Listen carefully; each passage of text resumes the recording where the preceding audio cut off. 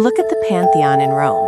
It has stood proudly for nearly 2,000 years, possessing the world's largest unreinforced concrete dome. It has survived earthquakes, wars, and the relentless march of time. Now, look at your driveway or the local sidewalk poured just 10 years ago. It's likely crumbling, cracking, and sprouting weeds. Why is it that the Romans, working with primitive tools 2 millennia ago, could build structures that outlast our modern engineering marvels? For decades, we arrogantly assumed they just got lucky or that we had better materials. But we were wrong. The secret isn't just in the stone. It's in a chemical reaction that science has only just rediscovered. For years, geologists and engineers analyzing Roman concrete samples noticed something strange. Everywhere within the incredibly durable material, they found millimeter-sized white mineral chunks called lime clasts. For the longest time, modern science dismissed these chunks as evidence of sloppy mixing or poor quality control. We thought the Romans just didn't mix their lime into the volcanic ash thorough enough. It seemed like a mistake. But think about it. The Romans were master engineers who obsessed over perfection. Would they really let a mistake permeate their most important structures? A team of researchers from MIT, led by Admir Masik, decided to challenge this assumption. They asked a simple question: what if these white chunks aren't bugs, but features? The breakthrough came when they analyzed the chemistry of these lime clasts. They realized that the Romans weren't using slaked lime mixed with water beforehand to form a paste, as we assumed. Instead, they were likely using quicklime, or calcium oxide.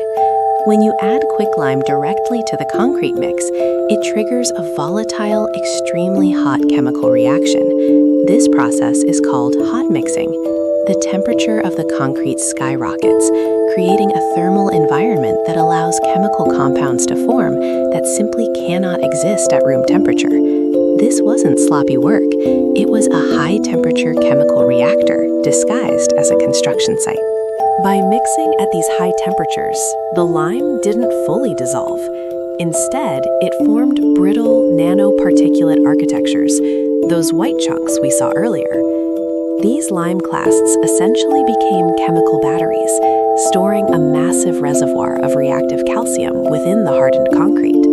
In modern Portland cement, we aim for a completely uniform mixture, but the Romans inadvertently created a composite material with built-in pockets of potential energy. These pockets sat dormant inside the walls of the Pantheon and the aqueducts, waiting for a specific trigger to activate them. It was a ticking clock of preservation, set to go off exactly when the structure needed it most.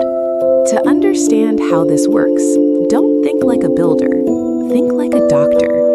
The mechanism is shockingly similar to how human blood clots to heal a wound. In our bodies, platelets rush to a cut to seal it. In Roman concrete, the lime clasts act as the platelets.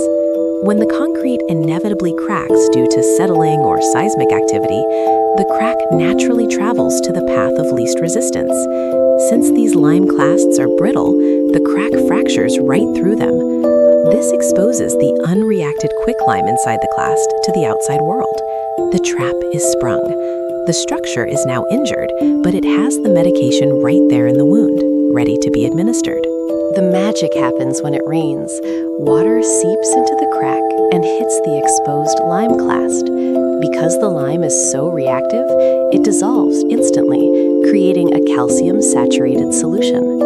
As this solution flows through the crack, it begins to recrystallize as calcium carbonate, the same material as limestone. Within weeks, this crystal growth completely fills the crack, gluing the concrete back together. It automatically heals itself before the crack can spread and cause structural failure. While modern concrete allows water to rust the steel reinforcements inside, destroying the building from within, Roman concrete uses that same water to heal itself. It turns the enemy into an ally. Why does this ancient chemistry lesson matter today? Because modern concrete production is a climate disaster. The manufacturing of Portland cement is responsible for roughly 8% of global carbon dioxide emissions. That is more than the aviation industry. Worse yet, our modern structures require constant maintenance and often need replacing after just 50 or 60 years.